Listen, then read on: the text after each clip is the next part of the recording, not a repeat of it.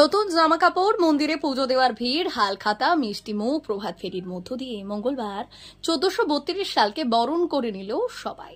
এদিন রাজ্যের বিভিন্ন প্রান্তের পাশাপাশি হাওড়া গ্রামীণ জেলার বিভিন্ন প্রান্তে নতুন বাংলা বছরকে স্বাগত জানানো হলো। এদিন সকালে উলুবেড়িয়া পৌরসভার উদ্যোগে বর্ষবরণ উপলক্ষে প্রভাত ফেরির আয়োজন করা হয়। উলুবেড়িয়া রবীন্দ্র ভবন থেকে এই প্রভাত ফেরি বেরিয়ে উলুবেড়িয়া পৌরসভা পর্যন্ত যায়। এদিনের এই প্রভাত ফেরিতে উপস্থিত ছিলেন বিধায়ক বিদেশ বসু, উলুবেড়িয়া পৌরসভার ভাইস চেয়ারম্যান ইনামুর রহমান, পুরসভার জল দপ্তরের মেয়র ইন কাউন্সিল আকবর শেখ, গৌতম বোস সহ পুরসভার বিভিন্ন ওয়ার্ডের কাউন্সিলররা।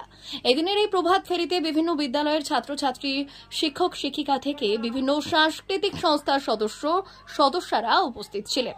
অন্যদিকে নতুন বছরের ভোর থেকেই উলুবেড়িয়া শ্রী শ্রী আনন্দময়ী কালীবাড়িতে পুজো দেওয়ার জন্য ভক্তদের লম্বা লাইন লক্ষ্য করা যায়।